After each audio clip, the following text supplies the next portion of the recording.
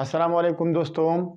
In today's video, we are going to study a difference between ferromagnetic and anti-ferromagnetic substances. आज की इस video में हम ferromagnetic और anti-ferromagnetic substances जो है उसके दरमियान फ़र्क पढ़ेंगे कि क्या डिफरेंस है ferromagnetic substances और anti-ferromagnetic substances में। ठीक है, तो ferromagnetic का डिफिनीशन इस तरह है, आप लोग यहाँ देख लिए, इंशाल्लाह मैं एक्सप्लेन करूँगा लेकिन वीडियो पूरा देखिएगा। ferromagnetic substances जो है दो substances, ये वो substances होते हैं which are attracted by magnet, जिसको मैग्नेट अपनी तरफ किया करता है, अट्रैक्ट करता है। ferromagnetic substances को मैग्नेट किया करेगा, अट्रैक्ट करेगा एंड शो। और ये क्यों अट्रैक्ट करेगा, हमें पता है कि ferromagnetic substances में क्या होंगे, अनपेयर्ड इलेक्ट्रॉन होंगे। लेकिन सिर्फ अनपेयर्ड इलेक्ट्रॉन जरूरी क्राइटेरिया नहीं है एक सब्सटेंस के लिए कि वह ferromagnetic होगा, क्योंकि इसके साथ हम क्या डिस्कस करने जा रहे हैं, anti ferromagnetic substances. So these ferromagnetic substances will be attracted by magnet and show permanent magnetism even in the absence of magnetic field. अगर ये परमानेंट मैग्नेटिज्म शो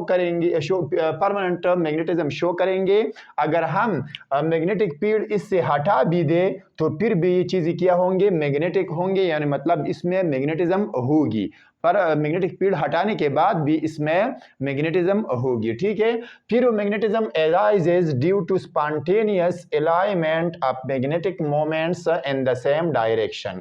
अब एक बात तो हमें याद है कि ferromagnetic substances में अनपेयर इलेक्ट्रॉन की तादाद जो है वो ज़्यादा होगी, लेकिन अनपेयर इलेक्ट्रॉन के साथ साथ इसमें जो अहम क्राइटेरिया जो इसमें मौजूद है वो क्या है कि इसके जो मैग्नेटिक मोमेंट्स होंगे, मैग्नेटिक मोमेंटा जो होंगे इसके ओहो क्या होंगे, ओहो सेम डायरेक्शन में क्या होंगे, अलाइन होंगे, यानी मतलब इसके जो मैग्नेटिक मोमेंट्स होंगे ये सेम डायरेक्शन में मैग्नेटिक फील्ड की तरफ अपने आप को क्या करेंगे, जो मैग्नेटिक फील्ड हम इसको अप्लाई करेंगे तो इसके जो मैग्नेटिक मोमेंट्स है ओहो मैग्नेटिक फील्ड के डायरेक्शन में अपने आप को अलाइन करेंगे।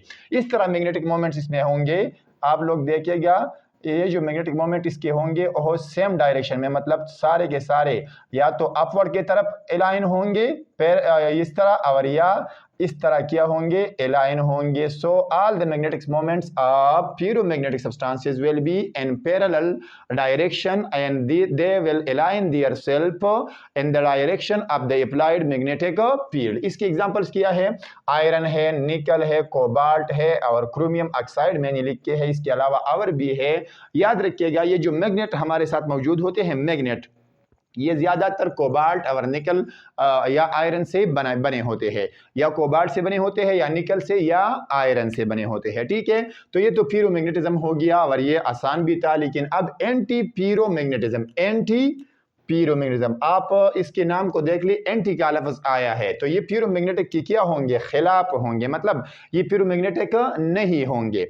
ये कौन सी सब्सटेंसेस होंगे, दो सब्सटेंसेस व्हिच आर एक्सपेक्टेड, जिसको ये ऐसे सब्सटेंसेस होंगे जिसके हम तवक्को करते हैं टू पोजेस पैरामैग्नेटिज्म, कि इसमें क्या होगा पैरामैग्नेटिज्म होगा, और ferromagnetism, या इसमें क्या होगा ferromagnetism। मतलब इन सब्सटेंसेस को हम इस तरह एक्सपेक्ट करते हैं कि या तो मैग्नेट इसको थोड़ा सा अट्रैक्ट करेंगे, मतलब इसमें पैरामैग्नेटिज्म होगा, या मैग्नेट इसको कंप्लीटली मतलब बहुत ज्यादा ताकत के साथ अट्रैक्ट करेंगे, इसमें ferromagnetism होगा।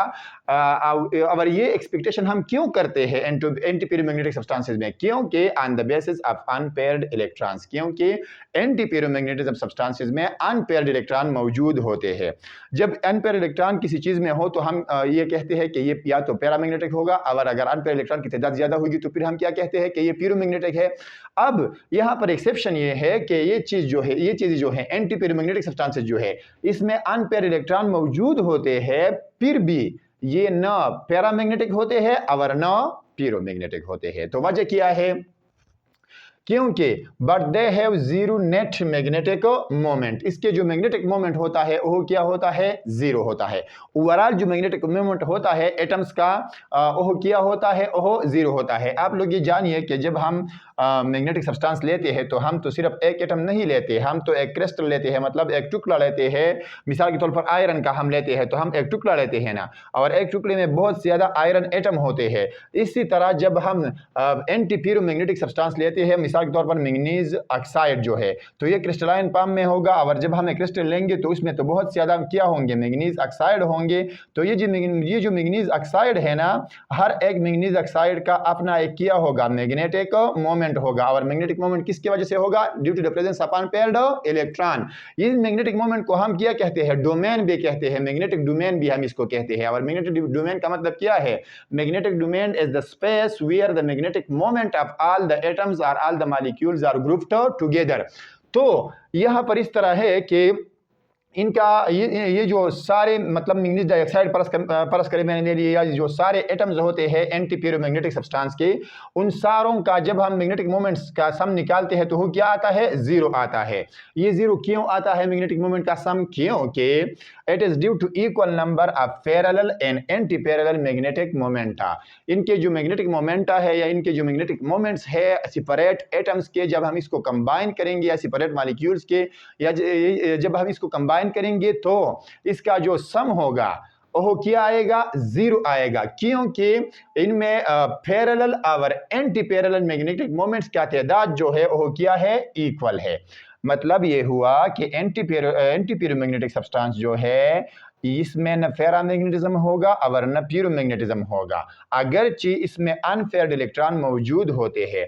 वजह रीजन ये हुआ कि इन प्यूरोमैग्नेटिक सब्सटेंसेस में पैरेलल और एंटी पैरेलल मैग्नेटिक मोमेंट जो है उनका तादाद क्या होगा, इक्वल होगा, यानी मतलब इनमें पैरेलल और unparalleled they will have equal number of parallel and anti parallel magnetic moment, ठीक है, which cancel each other effect. तो जब इनमें पैरेलल और एंटी पैरेलल मैग्नेटिक मोमेंट की तादाद सेम होगा तो एक दूसरे का जो मैग्नेटिक इफेक्ट है, जो मैग्नेटिक इफेक्ट है एक दूसरे का, वो क्या करेगा, कैंसल करेंगे एक दूसरे का मैग्नेटिक इफेक्ट। मिसाल के तौर पर ये आप देख लीजिए, ये मैंने एक एंटी प्यूरोमैग्नेटिक सब्सटेंस लिया और ये हम इस तरह रिप्रेजेंट करेंगे, ठीक है। ये एंटी प्यूरोमैग्नेटिक सब्सटेंस का रिप्रेजेंटेशन हो गया। क्यों, यहाँ पर जो पैरेलल मैग्नेटिक मोमेंट है और एंटी पैरेलल मैग्नेटिक मोमेंट है, मतलब यहाँ पर इस डायरेक्शन में जितने मैग्नेटिक मोमेंट है अपवर्ड डायरेक्शन में, उतनी डायरेक्शन में डाउन उतने मैग्नेटिक मोमेंट कहाँ पर है, किस तरह है, डाउनवर्ड डायरेक्शन में है। तो इसका मतलब ये हुआ कि the number of upward directed magnetic moment is equal to the number of downward directed magnetic moment. तो इनका तादाद क्या है, सेम है, तो ये एक दूसरे के मैग्नेटिक इफेक्ट को क्या करेंगे, कैंसल करेंगे, और इस तरह एंटी प्यूरोमैग्नेटिक सब्सटेंसेस में न पैरामैग्नेटिज्म होगा और न प्यूरोमैग्नेटिज्म होगा। मतलब मैग्नेट ने इनको स्ट्रांगली अट्रैक्ट करेगा और न वीकली अट्रैक्ट करेगा। इनकी एग्जांपल क्या है, मैंगनीज ऑक्साइड है, मैंगनीज ट्राई ऑक्साइड है, आयरन ऑक्साइड है और आयरन ट्राई ऑक्साइड जो है, ये इनकी क्या है, एग्जांपल्स है किसके, एंटी प्यूरोमैग्नेटिक सब्सटेंसेस के। तो आप एंटी प्यूरोमैग्नेटिक सब्सटेंसेस को इस तरह रिप्रेजेंट करेंगे अगर आपने डायग्रामेटिकली रिप्रेजेंट करना है मैग्नेटिक मोमेंट को, और पैरामैग्नेटिक सब्सटेंसेस को, सॉरी प्यूरोमैग्नेटिक सब्सटेंसेस को आप इस तरह रिप्रेजेंट करेंगे, और या अगर आप डाउनवर्ड भी रिप्रेजेंट करें प्यूरोमैग्नेटिक सब्सटेंसेस को तो आप रिप्रेजेंट कर सकते हैं। So guys, it was all about ferromagnetic and anti ferromagnetic substances. अगर आपको ये वीडियो पसंद आए हो तो please subscribe my YouTube channel advance chemistry by Gulwahid Jan, and like the video and share the channel and recommend the channel to your friend. Thank you.